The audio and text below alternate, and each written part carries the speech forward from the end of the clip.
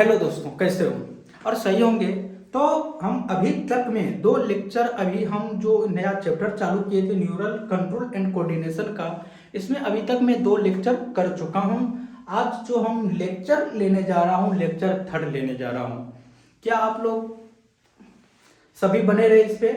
जो आज lecture third में हम लोग ये बात बताएंगे आप लोग को, वो लेक्चर थर्ड में हम लोग बताएंगे generation and conduction of nerve impulse. ये जो मैं चालू किया हूँ बायोलॉजी का, इसमें हिंदी और इंग्लिश मीडियम, हिंदी मीडियम और इंग्लिश मीडियम इस पे दोनों आके देख सकते हैं। इसमें कोई भी परेशानी नहीं है, क्योंकि मैं कोई भी जो वर्ड लिख रहा हूँ हिंदी और इंग्लिश दोनों में बता रहा हूँ, ताकि आप लोग को दोनों समझने में सुविधा हो। ओके, तो आज जो लेक्चर थर्ड है, जो लेक्चर में सेकेंड तक जहाँ छोड़ चुका था, वहीं आज लेक्चर थर्ड वहाँ से मैं आज चालू करूँगा। तो आज लेक्चर थर्ड में हम ये देखेंगे कि हमारा जो नया टॉपिक है क्या, generation and conduction of nerve impulse. इसको हम लोग हिंदी में क्या कहते हैं, आवेग की उत्पत्ति एवं संचरण। जो हमारा जो आवेग होता है ना, जो आवेग जो इम्पल्स होता है, उनका उत्पत्ति कैसा होता है, जो आवेग होता है उनका उत्पत्ति कैसे होती है, तो हम वो आज देखेंगे क्या, इम्पल्स के बारे में। तो आज मैं इनके बारे में आज पूरा डिटेल ले जाऊंगा, जो आपको नीट व्यू यानी जो नीट का एग्जाम होता है उसमें आपका ये क्वेश्चन रहेगा। ओके, तो मैं आज चालू कर रहा हूँ क्या।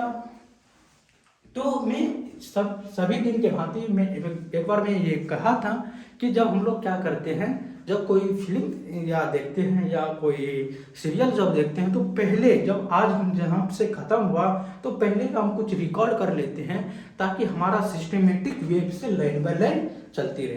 तो ओके, तो सबसे पहले कैमरा को देख लेते हैं, कैमरा चल रहा है कि नहीं। हाँ, सही चल रहा है।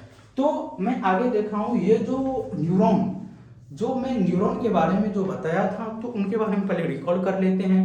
न्यूरॉन के हम लोग क्या बताए थे, दो पार्ट्स बताए थे। तो मैं कुछ रिकॉर्ड पहले का कर लेता हूं।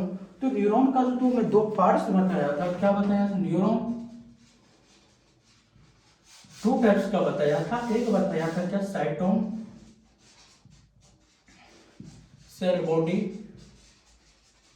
एक क्या बताया, प्रोसेस, जिसको हिंदी में हम पर्वत बोलते थे।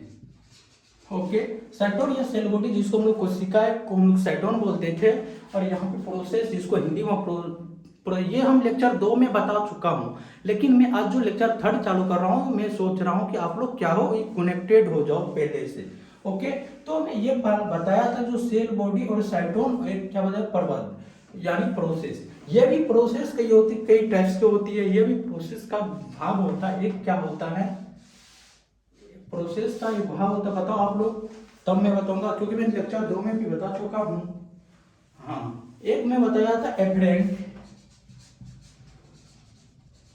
एक बताया था इफरेंट।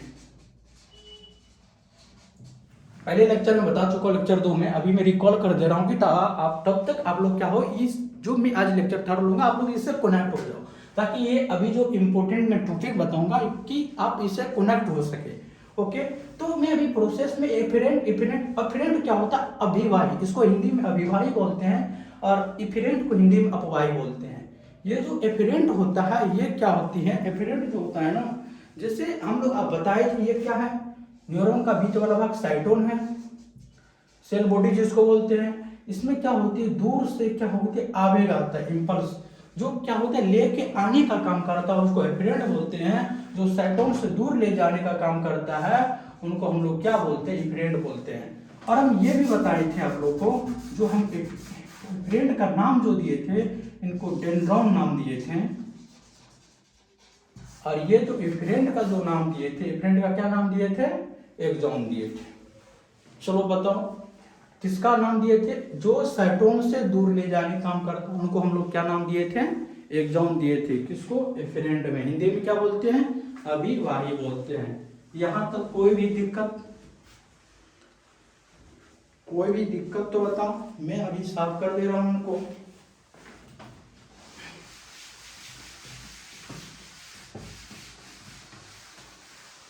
तो मैं अभी देखता हूं, अब इतना बता दिया, ये यहाँ में कोई दिक्कत। और मैं आज में नया जो चालू कर रहा हूँ, वो क्या कर रहा हूँ कि जनरेशन कंडक्शन, जो हमारे आवेग होती है, भाई जो इम्पल्स होती है, जो आवेग जो होता है, कैसे उत्पत्ति होती है, उनकी उत्पत्ति कैसी होती है। हमें कोई भी यहाँ पे मान के कोई कील चुबा दे तो हमारे ब्रेन तक कैसे पहुंच जाती है भाई, उसमें क्या आखिर क्या है जो हमारे ब्रेन को मैसेज चले जाता है कि यहाँ तक हमें कील चुबा दी। आवेग यानी हम लोग एक सिंपल भाषा, सिंपल वे में बात करते हैं कि आवेग क्या होती है। जो हम लोग एक नॉर्मल भाषा आप लोग बात करते हैं उससे मैं बात करता हूँ भाई आवेग क्या होती है। आवेग वो होती है जो मैसेज क्या होती है एक जगह से दूसरी जगह ले जाने का काम करती हैं, ठीक ना। तो हम लोग आगे देखते हैं कि जो हमारे मैसेज होती है क्या होती है एक जगह से दूसरी जगह। मान लो मैं अभी ये बता रहा हूँ कि ये देख लो, ये क्या होती है, ये न्यूरॉन यानी हमेशा एक जगह से यहाँ से इसमें यहाँ से सीधा माइंड तक न्यूरॉन नहीं जुड़ा हुआ है, यानी एक न्यूरॉन दूसरे न्यूरॉन से कनेक्ट करके यहाँ पे क्या होती है ब्रेन तक जुड़ा होता है। एक न्यूरॉन जो होता है दूसरे न्यूरॉन को जो मैसेज देती है उसको लोग आवेग कहते हैं, यानी मैसेज देने का काम करती है। ओके, आज मैं इनके बारे में भी डिटेल बताऊंगा। अभी मैं रिकॉल करा दिया और अभी मैं फिर लेके चलता हूँ। तो इससे पहले मैं सबसे पहले हंसता खिलता हुआ एक एक्सॉन का क्या करूंगा, न्यूरॉन का एक चित्र बना लेते हैं ताकि हमें कोई परेशानी नहीं हो। ओके, एक हंसता खिलता हम क्या करेंगे न्यूरॉन का चित्र बना लेंगे। तो इसमें क्या करें डेंड्रॉन दे देंगे, क्योंकि पहले बता दिया हूं तो अभी तो इतना बताना भी जरूरी नहीं है, लेकिन आप लोग को समझाने के लिए मैं ये ले लेता हूं। आप लोग को बताए थे ये जो होता है ये क्या है, साइटोन है, सेल बॉडी है, और इसके ऊपर में क्या है डेंड्रॉन है। और हम लोग ये भी बताए थे कि यहाँ पे ये जो एक्सोसाइटोन में ये बताओ थे एक्सॉन हिलोक। तो इसमें जो मेन इम्पोर्टेंट है एक्सॉन हिलोक, जो हमारी जो आवेग होती है कहाँ एक्टिवेट होती है, हमारे जो आवेग कहाँ एक्टिवेट होती है और कहाँ से कहाँ तक मैसेज ले जाने का काम करती है, हमें आज उसके बारे में देखना है।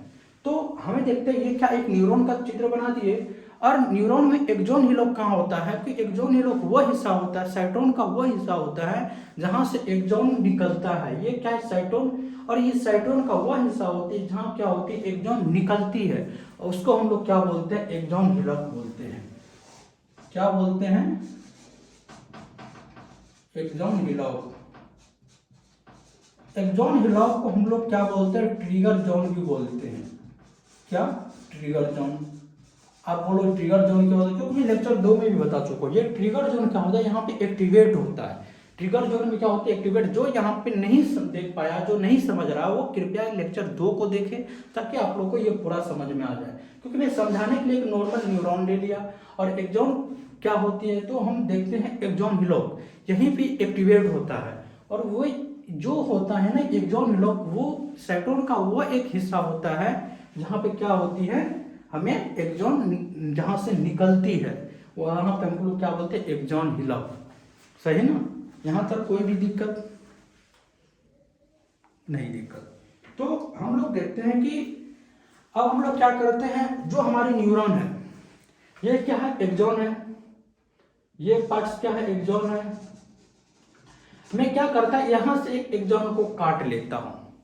मैं समझने के लिए क्या करता हूँ, ये जो एक्सॉन हिलोक है जो यहाँ पे क्या होती है साइटोन का, जहाँ पे हमें क्या करती है वहां पे एक्सॉन निकलती है। हम अब एक देखते हैं कि एक जो ये एक्सॉन है, एक्सॉन को काट के देखते हैं कि भाई इसमें कैसे जो होता है इम्पल्स क्या होती जनरेट होती है, और कहाँ से क्या जनरेट होती है, क्या होती है, इनके बारे में पूरा डिटेल से पढ़ने जा रहे हैं। ओके, तो हम एक्सॉन का क्या करेंगे एक भाग यहाँ से काट लेंगे जिसको ट्रांसवर्स सेक्शन हम लोग बोलते हैं। किसी भी चीज को हम लोग क्या कर, जैसे यहाँ पे मान के ये क्या है एक्सॉन है, समझ लो ये एक्सॉन है। इनको क्या करेंगे यहाँ से हम क्या एक्सॉन इसको काट लेंगे, तो इसका क्या होगा यहाँ से काट के इसको देखेंगे इसमें अंदर में क्या है। ठीक है, तो हम लोग आगे चलते हैं। तो यहां से चलने के बावजूद मैं आगे देखता हूं कि एक न्यूरॉन को मैं काट लिया, ये क्या एक न्यूरॉन है, ये क्या है ये एक्सॉन है। और एक्सॉन में हम लोग सबसे पहले ये देखते हैं एक्सॉन को यदि काट लिया, ये क्या एक्सॉन है, एक्सॉन को काट लिया हम अंदर देखें तो एक अंदर में क्या होती है आईसीएफ, अंदर जो आईसीएफ जिसको इंट्रासेल्युलर फ्लूइड बोलते हैं, अंतः द्रव्य, अंतः इसको हिंदी में क्या बोलते हैं बोलो तो, इसको अंतर कोशिकीय द्रव, आईसीएफ इंट्रासेल्युलर फ्लूइड जिसको अंतर कोशिकीय द्रव, इसको लिख दूं क्या, इसको लिख देता हूं, आईसीएफ का इंग्लिश क्या होता है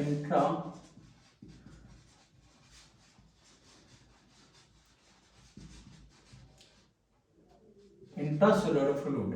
अंदर में क्या होता है, जो एक्सॉन के अंदर होता है जो फ्लूइड होती है उसको हम लोग क्या बोलते हैं आईसीएफ इंट्रासेल्युलर फ्लूइड, अंतः कोशिकीय द्रव, अंतः कोशिकीय द्रव, हिंदी इंग्लिश में दोनों लिख रहा हूं। और एक बाहर में होता है ईएमएफ, जो एक्सॉन के बाहर होती है उसको हम लोग कौन सा बोलते हैं एक्स्ट्रा,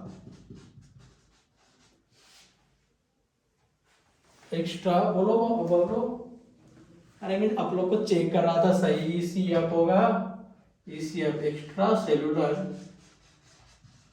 फ्लूइड। ओके, जो बाहर के जो एक्सॉन के बाहर तरफ होगा क्या ईसीएफ एक्स्ट्रा सेलुलर फ्लूइड, और अंदर में क्या होगा intracellular fluid. Extra cellular fluid को हम लोग हिंदी में बोलते हैं क्या बाह्य कोशिकीय द्रव, जो एक्सॉन के बाहर होती है। तो हम यहाँ पे अब ये देख लेते हैं कि ये जो हमारा जो एक्सॉन है, ये एक्सॉन जब हमारे नॉर्मल अवस्था में होता है, जब हम पे कोई स्टिमुलेट, कोई भी, जैसे हम लोग यहाँ पे अभी नॉर्मल अवस्था में है, जैसे हम लोग कोई भी चीज कोई काम कर रहे हैं वहां पे क्या करें, कोई भी स्टिमुलेट्स क्या हो पैदा नहीं हो, यानी कोई भी उद्दीपक पैदा नहीं हो। मान के हम यहाँ पे क्या नॉर्मल है, कोई भी उद्दीपक नहीं, तो मान के यहाँ हम कील चुबा दे तो वहां पे क्या होगा स्टिमुलेट पैदा होगा। ओके, जब यहाँ पे हमें कुछ न हो, जब हम लोग नॉर्मल अवस्था में रहते हैं, नॉर्मल कंडीशन में रहते हैं, तब जो हमारा एक्सॉन का जो होता है क्या क्या उसमें क्या क्या होता है एक्सॉन के में, और कैसे वेग जो इम्पल्स होता है, आवेग जो होता है, कैसे हमारे माइंड यानी हमारे ब्रेन को तक मैसेज देने का काम करता है। और जब हमारे कोई स्टिमुलेट यानी कोई उद्दीपक हमारी बॉडी पे आ जाए तब हमारे ब्रेन को कैसे आवेग यानी मैसेज देने का काम करता है, अब उनके बारे में बता रहा हूँ। तो हम जब देखते हैं न्यूरॉन का कंडीशन देख लेते हैं कि जब न्यूरॉन का कंडीशन यहाँ तक लिख लिया आप लोग, यहाँ तक लिख लिए, तो जब हम देखते हैं न्यूरॉन का कंडीशन, तो इसको मैं क्या साफ कर दूं, इनको मैं साफ कर दे रहा हूं।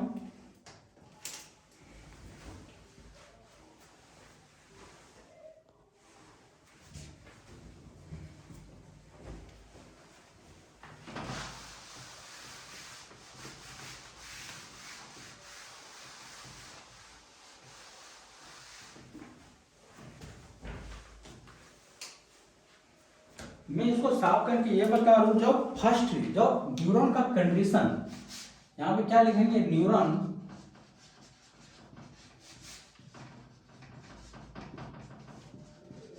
का कंडीशन, जब न्यूरॉन जो होता है फर्स्ट स्टेज में हो यानी विराम अवस्था में हो, यानी रेस्टिंग, क्या होगा रेस्टिंग स्टेट में होगा, नॉर्मल स्टेट में होगा, जिसको हिंदी में हम लोग क्या बोलते हैं विरामावस्था। जब हमारे जो एक्सॉन पे है ना, जब हमारे एक्सॉन पे क्या होता है कोई भी स्टिमुलेट यानी उद्दीपक पैदा नहीं होता है, जब हमारे जो एक्सॉन होती है, ये एक्सॉन जो हम लोग आप बताए थे फिगर में, ये मान के एक्सॉन का हम क्या करें एक ट्रांसवर्स सेक्शन ले लिए, काट लिए, और जब ये एक्सॉन जो होता है ये नॉर्मल अवस्था में होता है, ये जो नॉर्मल अवस्था में रहता है तब हमारे जो आवेग होता है उसका क्या होता है उनके बारे में देख रहा हूँ।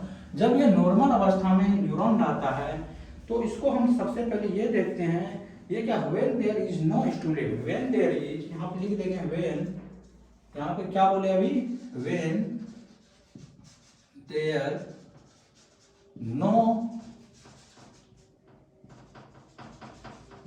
Is no stimulant. ओके, मतलब इसका कहना क्या, जब कोई यहाँ पे उद्दीपक नहीं हो, किसमें उद्दीपक नहीं हो, यानी जो एक्सॉन होती है उसमें कोई उद्दीपक नहीं हो न्यूरॉन में। जब न्यूरॉन क्या हो, सिंपल वे में हो, तो हम उसका क्या करेंगे, जब जो विराम अवस्था में रहेंगे तो उनके बारे में हम लोग देखते हैं कि सबसे पहले हम लोग ये देख लेते हैं जो इसमें अंदर में होती है ना, ये इसके अंदर जो होती है, इसके अंदर ये एक्सॉन है, इसके अंदर एक पोटेशियम, एक क्या होता है प्रोटीन, एक प्रोटीन ये रहता है। और बाहर जो होता है एक्सॉन के बाहर क्या होता है, सोडियम होता है, और क्या होता है एक क्लोराइड होता है। ये इसको मान लो। अब हम ये देखते हैं जो एक्सॉन के जो अंदर हो, ये जो एक्सॉन के जो अंदर होती है पोटेशियम और प्रोटीन होती है, और ये अपने जो हस्बैंड और वाइफ की तरह काम करता है। कौन काम करता है, ये कौन ऐसी है, ये जो अंदर होता है ये एक्सॉन है। तो यहाँ पे एक और चित्र ले लो, ये क्या है आप लोगों को दिखाई दे रहा है बोर्ड पे, ये क्या है, ये एक पोटेशियम है, ये एक क्या है प्रोटीन है। और यहाँ पे हम देखते हैं एक सोडियम है, एक क्लोराइड है। ये जो दोनों काम करता है डिब्बा निबी की तरह काम करता है। डिब्बा निबी की तरह कौन काम करता है, सोडियम और क्लोराइड। ओके, और जो हस्बैंड और वाइफ की तरह कौन काम करता है, पोटेशियम और प्रोटीन। अब ये दोनों में देखो किससे लड़ाई होता है। अब मैं हस्बैंड और वाइफ में लड़ाई करूंगा, उसके बाद पोटेशियम और क्लोराइड में लड़ाई करूंगा। ओके, तो इससे मैं सबसे पहले ये देखता हूँ, ये जो हस्बैंड और वाइफ है जो एक्सॉन के अंदर है, यही जो होता है आवेग को यही जो होता है आवेग को उद्दीपक करता है। क्या कितना मैसेज जो ब्रेन को जो पहुंचाता है मैसेज, यही ये दोनों निब्बा निबी और हस्बैंड वाइफ का ये दोनों का ये काम है। तो हम लोग आगे देखते हैं मिशन के बारे में। तो जब ये विराम अवस्था में होता है यह क्या होता है 10 गुना ज्यादा होता है। ये क्या होता है 10 गुना ज्यादा होगा, किससे, बाह्य कोशिका द्रव से। ये क्या होगा 10 गुना, कौन, सोडियम और क्लोराइड यानी निब्बा निबी, ये क्या होगा 10 गुना ज्यादा होगा। ये निब्बा निबिया जो होता है 10 गुना ज्यादा होता है। वही हम इसको देखे हस्बैंड और वाइफ को, ये क्या होती है लगभग 30 गुना ज्यादा होता है। यहाँ पे लिख दूं क्या, यहाँ पे क्या लिख दूं क्या, यहाँ पे लगभग 30 गुना ज्यादा होगा। जो आइसक्या इंट्रासेल्युलर फ्लूइड जो एक्सॉन के अंदर जो होता है, इंट्रासेल्युलर फ्लूइड अंदर कोशिका द्रव, उसके जो अंदर जो होता है कौन कौन है, एक है क्या कहते हैं हस्बैंड, एक है वाइफ। ये जो होता है लगभग वही 30 गुना ज्यादा होता है। और ये क्या होता है सोडियम और क्लोराइड जो होता है ये हमेशा क्या होता है 10 गुना ज्यादा होता है। किससे ज्यादा होता है, एक्स्ट्रासेल्युलर फ्लूइड से। किससे, एक्स्ट्रासेल्युलर फ्लूइड। ओके, यहां तक कोई भी दिक्कत बोर्ड पे दिख रहा है। तो हम लोग आगे ये देखते हैं कि यहां तक जो एक इम्पोर्टेंट है, और यहां तक आप लोग को कोई भी दिक्कत ये बताओ, यहां तक कोई भी दिक्कत ये बताओ। अब मैं ये बता रहा हूं, ये तो अपना आप में निब्बा निब्बी जो है ये बाहर की दुनिया घूम रहा है। कौन कौन घूम रहा है, ये सोडियम और क्लोराइड जो होता है एक्सॉन के जो बाहर एक्स्ट्रासेल्युलर फ्लूइड के जो बाहर होती है ये निब्बा निब्बी। और निब्बा निब्बी का नाम क्या दिया है, एक निब्बा का नाम दिया सोडियम और निब्बी का नाम दिया है क्लोराइड। क्यों दिया है, क्योंकि निब्बा तो पॉजिटिव रहेगा और थोड़ा कुछ रुपया रहेगा, और निबिया उसको क्या करेगा, निब्बी यानी बीएफ उसको क्या करेगा निब्बा का, यानी उसका बीएफ का सब रुपया हड़प लेगा। इसीलिए यहाँ पे क्लोराइड पर माइनस दे दिए, कोई दिक्कत। वहीं पोटेशियम पे हम हस्बैंड पोटेशियम को मान लिए, और प्रोटीन जो है यहाँ पे हम किसको माइनस दे दो, यहाँ पे किसको मान लिए, अरे वाइफ को मान लिए। यहाँ तक आप लोग को कोई भी दिक्कत तो आप लोग बताएं, निब्बा निब्बी से लेके हस्बैंड और वाइफ तक चले गए हैं। अब हम ये देखते हैं जब ये अंदर है, ये पोटेशियम प्रोटीन अंदर है, दोनों वाइफ बात कर रही है, ये दोनों बीएफजीएफ बात के अंदर एक्सॉन के क्या बाहर है। अब ये दोनों बात क्या, चलो एक बार बाहर घूम लेते हैं, हम लोग बाहर की दुनिया देख लेते हैं। कौन बोल रहा है, हस्बैंड बोल रहा है यानी पोटेशियम बोल रहा है। चलो एक बाहर की दुनिया हम देख, अभी जो हम बता रहे हैं भाई ये एक्सॉन जो न्यूरॉन है, न्यूरॉन का क्या है, एक नॉर्मल अवस्था में क्या है, एक अभी जो मैं टॉपिक बता रहा हूँ, न्यूरॉन क्या है, एक नॉर्मल अवस्था में है, नॉर्मल कंडीशन में। जब ये नॉर्मल कंडीशन में होता है तो यहाँ पे पोटेशियम प्रोटीन दोनों अंदर बैठा रहता है और सोचता है चलो एक बार बाहर घूम के आते हैं। कौन बोल रहा है, पोटेशियम बोल रहा है। जब ये बाहर घूमने जाएगा, जब क्या करेगा, वो बाहर घूमने जाएगा, तो यहाँ पे हम देखते हैं कि ये जो पोटेशियम जो होगा बाहर जाएगा। पहले कैमरा देख लो चल रहा है कि नहीं, हाँ चल रहा है। ये जो पोटेशियम क्या होगा, बाहर घूमने जाएगा, और ये पोटेशियम जो बाहर चले जाएगा क्योंकि उसके पास क्या होती है, पोटेशियम आयन होती है। ओके, और ये जब प्रोटीन जाएगा, जब ये प्रोटीन जाने का प्रयास करेगा तब क्या करेगा, एक प्रोटीन यहाँ पे जाएगा, यहाँ से, क्योंकि हम लोग देखते हैं प्रोटीन का जो होता है ना, प्रोटीन के पास जो होता है प्रोटीन, ये पोटेशियम भैया ये बाहर चले गया, बाहर की दुनिया खींच लिया, और ये गेट पे जो होता है, ये गेट पे जो होता है, एक जो गेट रहता है यहाँ पे, और ये जो होता है ना, जो विराम अवस्था में रहता है। कोई भी जो न्यूरॉन जो होता है, हमें जब विराम अवस्था में रहते हैं, नॉर्मल कंडीशन में रहता है, तो ये जो होता है किसके लिए पारगम्य होती है, जब हम क्या बोलते, जब कोई विराम अवस्था में रहते हैं तो ये नॉर्मल अवस्था में पोटेशियम के लिए क्या होती है, परमेबल होती है। पोटेशियम के लिए क्या होती है, पारगम्य होती है। किसके लिए होती है, पोटेशियम के लिए क्या होती है, पारगम्य होती है। पोटेशियम के लिए पारगम्य होगी, जब वहां पे पारगम्य होती है तो वो क्या होगी, पोटेशियम आ जा सकता है, यानी इसका हस्बैंड क्या होगा, यहाँ पे आ जा सकता है, लेकिन उसकी वाइफ क्या होगी, नहीं आएगी जाएगी। तो हम सबसे पहले ये बात करते हैं कि इसके लिए क्यों आएगा जाएगा, क्योंकि हमें देखते हैं जो न्यूरॉन जो होते हैं, न्यूरॉन का जो एक्सॉन, ये एक्सॉन का एक ट्रांसवर्स सेक्शन लिया था। जो एक्सॉन होती है, एक्सॉन का क्या होता है, एक्सॉन का जो मेम्ब्रेन होती है उसको एक्सोलेमा कहते हैं। इस जो एक्सोलेमा यहाँ पे एक बैरियर बन के लाठी लेके खड़ा हुआ है, और ये कहता है कि नहीं, ये जो हम नॉर्मल कंडीशन में है, सिर्फ हम एक पोटेशियम आयन को ही बाहर जाने दे सकते हैं, क्योंकि नॉर्मल कंडीशन में जो एक्सॉन होता है, नॉर्मल कंडीशन में जो पोटेशियम क्या होता है, इसके लिए पारगम्य होती है, एक्सॉन के मेम्ब्रेन के लिए जो पारगम्य होती है, और ये प्रोटीन के लिए नहीं होती है। और यहाँ पे जो जिसके लिए यहाँ पे लिख ले, जब कोई उद्दीपक ना हो, यहाँ पे आप लोग लिख लीजिएगा कि जब कोई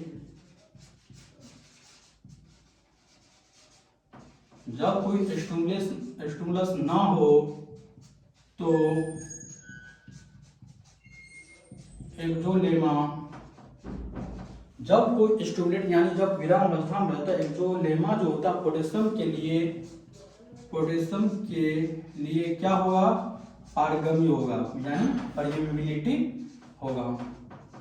यानी यहाँ तक कोई भी दिक्कत क्या होगा, पोटेशियम के लिए पारगम्य होती है, यानी यहाँ से जो होता है पोटेशियम, ये एक्सॉन के अंदर से पोटेशियम जा सकता है, लेकिन प्रोटीन उसकी वाइफ को जाने नहीं दिया, और वाइफ जब ये यहाँ पे जा रही थी तो यहाँ पे क्या होगा, यहाँ पे पॉजिटिव चार्ज होगा, और यहाँ पे क्या होगा, नेगेटिव चार्ज बन जाएगा। ओके, यहाँ तक कोई दिक्कत।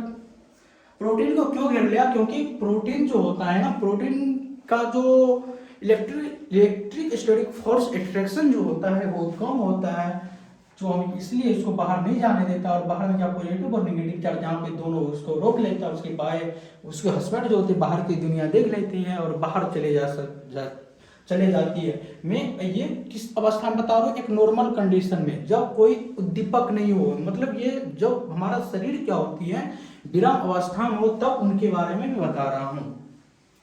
ओके, यहाँ तक कोई दिक्कत। तो यहाँ पे जो प्रोटीन को नहीं जाने दिया, यहाँ पर पॉजिटिव और माइनस निकल गया, इसी क्रिया को हम लोग क्या कहते हैं, पोलराइजेशन, जिसको हिंदी में हम लोग क्या बोलते हैं, ध्रुवीकरण। और यहाँ पे देखते हैं पॉजिटिव, यहाँ पे क्या होगा, पॉजिटिव और माइनस पॉजिटिव, और इन्हीं को क्रिया को हम लोग क्या बोलते हैं, ध्रुवीकरण बोलते हैं, ध्रुवीकरण। ये एनसीईआरटी में जितना बता रहा हूँ, आप एनसीईआरटी को खोल के देखिए, वो एनसीईआरटी में आपको वो हर चीज मिलेगी जो अभी मैं बता रहा हूँ, और बहुत ऐसा चीज है जो मैं बता रहा हूँ वो एनसीईआरटी में नहीं दिया गया है, और ये आप लोग अभी सीख सकते हैं। ओके, वो एनसीईआरटी में बहुत ऐसा चीज है जो नहीं दिया गया है, तो इसके लिए मैं अभी बता रहा हूँ ताकि आप अभी पढ़ के आप एनसीईआरटी पढ़िए। ये प्रोटीन को क्या हो, बाहर नहीं जाने दिया, यहाँ पे कौन घेर लिया, ये एक सिपाही भरा था, एक्सोलेमा जो होता है, एक्सोलेमा जो एक्सॉन की जो मेम्ब्रेन होती है, यहाँ पे घेर लिया, निगेटिव पॉजिटिव यहाँ पे ये चले गया, क्योंकि ये पोटेशियम की रेस्टिंग फेज में जो होती है न्यूरॉन जो होता है पोटेशियम के लिए पारगम्य होती है, इसीलिए पोटेशियम क्या हुआ बाहर चले गया। ये तो निपा निबी ये बाहर जो बीएफ है ये बाहर अपना क्या हुआ अपनी ये दोनों मस्ती कर रहा है। ये कब ये सोडियम क्लोराइड के बाद तब करेंगे, हम यहाँ पे लिख देते हैं, अभी इनका बात नहीं हुई, मैं बताने के लिए तभी लिख दिया था। इनका बात तब होगा जब आप लोग कोई बॉडी पे क्या हो स्टिमुलस यानी उद्दीपक आ जाए, तब ये निपा निबी, अरे हमारे कोई आ गया देखने के लिए, तब ये निपा निबी उठ के भागेगा, तब वहां पे क्या होगा हम लोग ये निपा निबी के बारे में बात करेंगे। अभी हम मेन फोकस क्या सोडियम और सॉरी ये पोटेशियम और प्रोटीन के बारे में बता रहे हैं। यहाँ पे क्या होगा, प्रोटीन यहाँ पर आ गया माइनस पॉजिटिव, इसको हम इंग्लिश में क्या बोलते हैं पोलराइजेशन। ओके, यहाँ तक किसी को दिक्कत। और ये जो ध्रुवीकरण होता है, ये ध्रुवीकरण कैसा होता है पोटेशियम आयन के बाहर जाने पे, ये एग्जाम में नीट में भी ये क्वेश्चन पूछा गया है और ये वेरी वेरी इंपॉर्टेंट है। ये क्वेश्चन यहाँ से आगे ध्रुवीकरण क्यों होता है, ध्रुवीकरण क्यों होता है, क्योंकि ये पोटेशियम आयन के बाहर जाने की वजह से क्या होती है ध्रुवीकरण होती है, पोलराइजेशन होता है। यहाँ पर हम लिख देंगे पोटेशियम के प्लस के बाहर जाने की वजह से, बाहर जाने के वजह से क्या होती है ये ध्रुवीकरण वजह से क्या होती है पोलराइजेशन होती है।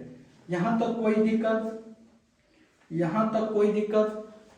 क्या मैं इनको साफ कर दूं, क्या मैं इनको कोड को साफ कर दूं ताकि मैं फिर दूसरा ये बता सकूं। यहां तक कोई भी दिक्कत नहीं ना। तो मैं अब ये बता रहा हूं कि हमारा जो न्यूरॉन है, जो ये प्रोटीन को जब बाहर जब ये पोटेशियम आयन हद से ज्यादा बाहर चले जाता है, बाहर जाती है, और जब ये प्रोटीन क्या होती है बाहर जाती है, उसको नॉर्मल कंडीशन में लाने के लिए हम लोग क्या करते हैं, अब वो उनके बारे में हम देखते हैं। इनको मैं साफ कर दूं, इसको साफ कर दूं। ओके, यहाँ पे हम बता दे रहा हूं। ओके, यहाँ पे बता दे रहा हूं, इनको साफ कर दे रहा हूं, आप लोग लिख लिए होंगे।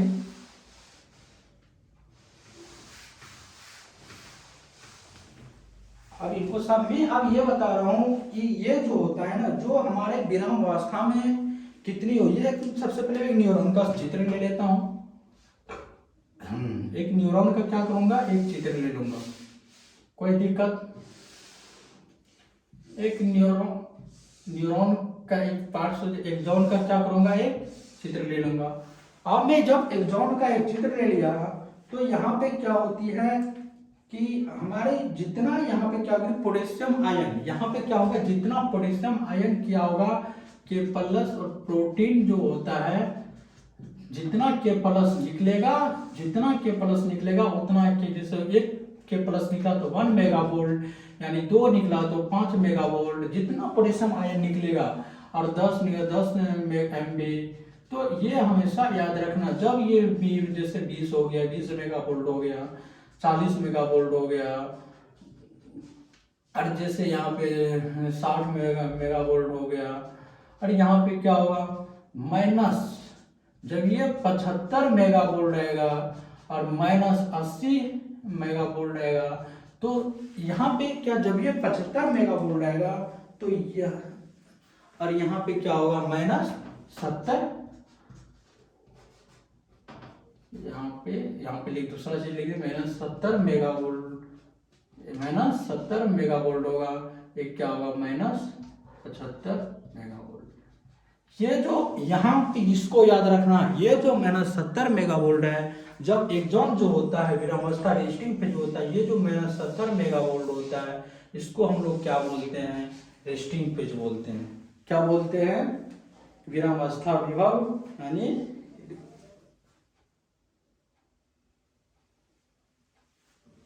यहाँ पे क्या विरामावस्था, इसको क्या बोलते हैं विरामावस्था विभव, जिसको इंग्लिश में बोलते हैं रेस्टिंग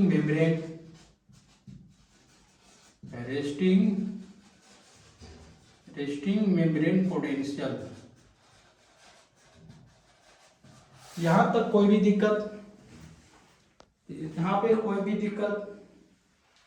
अरे यहाँ पे क्या होती है, एक सोडियम, एक यहाँ पे एक एंजाइम लगी रहती है, ये एंजाइम का नाम क्या है, तो दूसरा मार्कर है, यहाँ पे एक एंजाइम लगी रहती है और एंजाइम का क्या नाम है, यही क्या होती है, हमें बैलेंस बना के रखती है। और यदि 70 मेगावाट से यदि ज़्यादा हो जाए तो वो क्या होगी, उद्दीपक की तरह काम करने लगेगा। अभी तो मैं विराम फेज के बारे में बता रहा हूँ, जो हमारी एक्सॉन होती है वो क्या होती है, नॉर्मल कंडीशन के बारे में बता रहा हूँ। ये क्या -70 मेगावाट क्या होता है, एक रेस्टिंग फेज होता है। ये भी एग्जाम, ये वेरी वेरी इंपॉर्टेंट है, यदि एग्जाम में यहाँ पे लिख लो, ये क्या होगा, रेस्टिंग फेज का -70 मेगावाट। ये भी ऑब्जेक्टिव वेरी वेरी इंपॉर्टेंट है। और यदि एग्जाम पूछते हैं हमारी एक्सॉन जो विरामावस्था में हो, यानी रेस्टिंग मेम्ब्रेन पोटेंशियल यानी विरामावस्था विभव में हो जो एक्सॉन, तो उसका कितना होता है, -70 मेगावोल्ट होता है।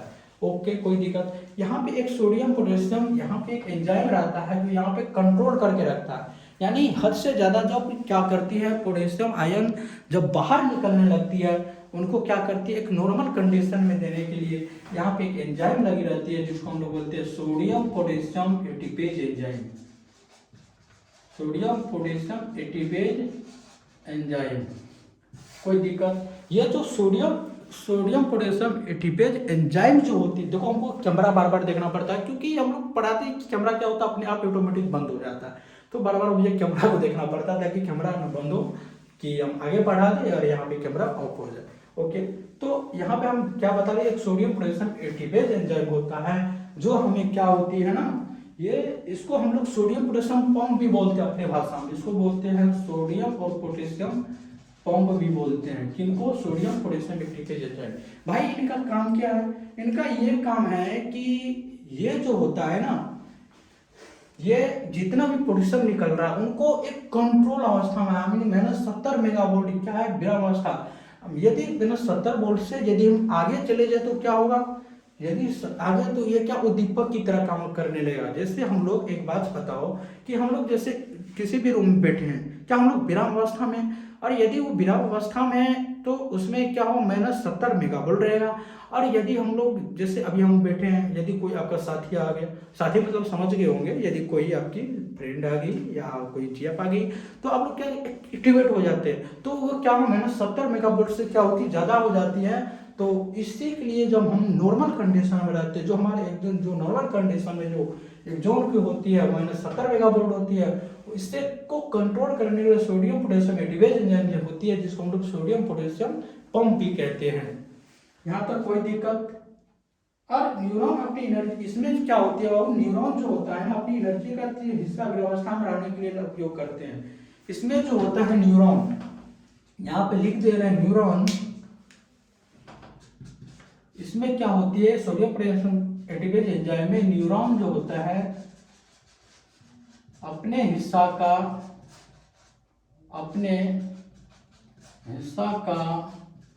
30% भाग क्या होता है, रेस्टिंग फेज में काम करता है। किसमें, विराम अवस्था में रहने के लिए उपयोग करता है। किसमें, विराम अवस्था यानी रेस्टिंग स्टेट में रहने का काम करता है। मतलब इसका समझने का मतलब ये है कि हमारा जो न्यूरॉन होती है, हमारा जो एक न्यूरॉन का स्ट्रक्चर होती है, उसको जो रेस्टिंग स्टेट में रहने का जो काम करता है, उसका जो एनर्जी जो खपत होती है वो कितना होता है, 30% होती है। ये भी एक वीवीआई है और इसको भी स्टार पॉइंट लगा दे, कोई दिक्कत। और आज तो बहुत सारा क्वेश्चन हो गया, आज जितना मैं पढ़ाया उसके 2 3 4 5 तो क्वेश्चन आज ही करवा हो गया, जो नीट व्यू के लिए क्या होगा, इम्पोर्टेंट होगा। ओके, यहाँ का कोई भी दिक्कत। और मैं आज यहाँ पे, तो आज हम क्या बताएं, जनरेशन जो कंडीशन जो आवेग होता है उसका क्या होगा, नॉर्मल कंडीशन बताएं। यहाँ पे नॉर्मल कंडीशन के लिए हम कितना, -70 मेगावोल्ट होता है। और यहाँ पे न्यूरॉन अपना अपना हिस्सा का कितना 30% हिस्सा जो होता है रेस्टिंग फेज में, रेस्टिंग स्टेट में लगाने का काम करता है। और वही जो हम देखते हैं यहाँ पे -70 मेगावोल्ट होता है, वो क्या होती है हमारे ब्रेन, हमारे जो न्यूरॉन का क्या होता है रेस्टिंग फेज होता है। आज मैं ये, अब मैं जब दूसरे लेक्चर में बताऊंगा कि जो हमारी जो न्यूरॉन होता है, जो उद्दीपक आ जाए यहाँ पे, तो आज हम न्यूरॉन का जो क्या नॉर्मल कंडीशन बताएं, और वही न्यूरॉन पे यदि कोई उद्दीपक आ जाए, कोई स्टिमुलस आ जाए, तब वो जो मैसेज पहुंचाती है ब्रेन को, वो कैसा होता है, वो लेक्चर 2 में हम देखेंगे। तो लेक्चर 1 में हमें बहुत सारा एक इम्पोर्टेंट है, जो हमें एक बायोडाटा है, हमें ये याद रखना है। और हम देखते हैं कि जो हमारी नॉर्मल कंडीशन एक मेन है क्या, -70 मेगावोल्ट होना चाहिए। जो यहाँ तक कोई भी दिक्कत हो तो बताइए, और मैं कल जो लेक्चर लेकर आऊँगा वो लेकर आऊँगा न्यूरॉन कंडीशन में सेकेंड, जो हमें क्या हो, हमारे बॉडी पे स्टिमुलेट पैदा हो, हमारे ब्रेन तक पहुँचाए। और उसके बाद में फिर उससे ये उसके फिर न्यूरॉन का एक डिटेल लेकर आऊँगा, फिर न्यूरॉन के कितने भाग होते हैं, एक केमिकल द्वारा होता है, एक इलेक्ट्रिक द्वारा होता है, फिर उनको हम लोग क्या करते हैं। यानी ये जो आज मैं चैप्टर बताने, अभी चैप्टर जो चालू किया हूँ, इनका पूरा डिटेल, पूरा खोल के पूरा डिटेल जितना होगा उनके पूरे बारे में बताने का प्रयास करूंगा, जो आप लोग नीट के व्यू से बहुत वेरी वेरी इंपॉर्टेंट होगी। तो हम लोग तो आज के लिए अलविदा लेते हैं, और कल हम लोग फिर मिलते हैं लेक्चर 4 यानी लेक्चर 4 में। Okay, thank you. आज एग्जाम का जो नॉर्मल कंडीशन पर है, आगे हम लोग आगे देखते हैं। Okay, bye.